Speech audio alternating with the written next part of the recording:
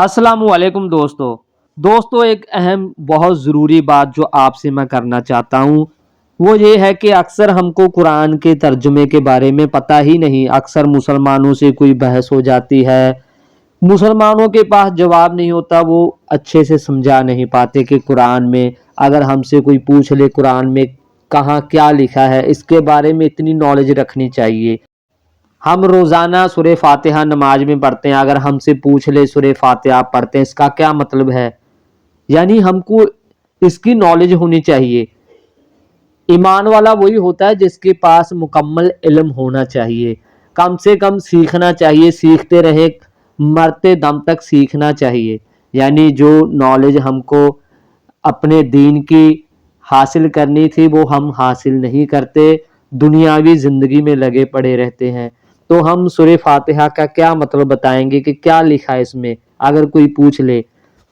सूरह फातिहा का आसान मतलब यही है कि जब हम कहते हैं अल्हम्दुलिल्लाह, इसमें तो हम सब तारीफ़ करते हैं अल्लाह की, अल्हम्दुलिल्लाहि रब्बिल आलमीन। इसका मतलब है कि हम अल्लाह की तारीफ़ करते हैं जो तमाम मखलूक़ात का मालिक है। मखलूक़ात यानी हर चीज़ का पैदा करने वाला है, चाहे वो पेड़ हो, दरख्त हो, चाहे इंसान हो, जिन हो, यानी जो चीज़ अल्लाह ने बनाई है उसका वो उसकी मखलूक़ात है, अल्लाह की है।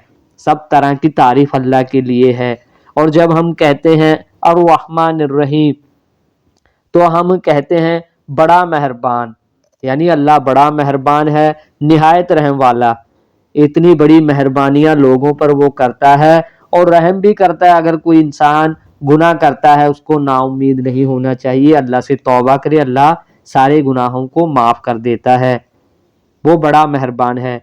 जब हम कहते हैं मालिकी यौमिद्दीन यानी इंसाफ के दिन का हाकिम, यानी जो हिसाब किताब का दिन होगा।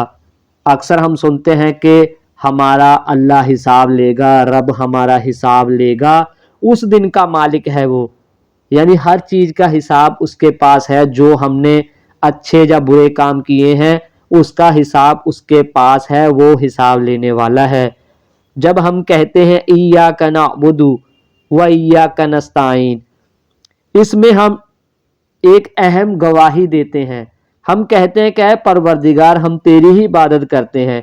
इस चीज़ की हम क्या गवाही देते हैं, क्या अल्लाह हम तेरी ही इबादत करते हैं। सूरह फातिहा के अंदर कहते हैं हम तेरी ही इबादत करते हैं, बंदगी करते हैं।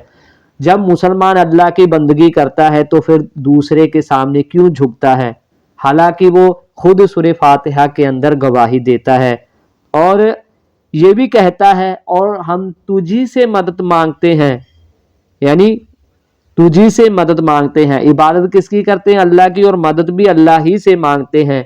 हम खुद गवाही देते हैं, फिर क्यों किसी के सामने झुकते हो, अल्लाह के सिवा क्यों दूसरों से मांगते हो। हम जब कहते हैं इहदिनस सिरातल मुस्तकीम, हमको सीधा रास्ता दिखा, इसमें हम क्या कहते हैं, हमें सीधा रास्ता दिखा, ऐ अल्लाह हमें सीधा रास्ता दिखा।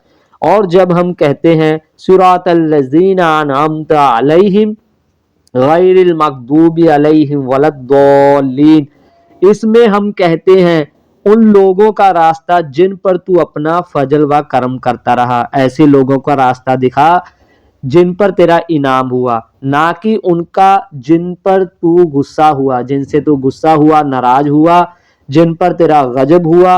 और वो जो लोग भटके हुए थे इनका रास्ता हमें मत दिखा, यानी हमको सीधा रास्ता चाहिए।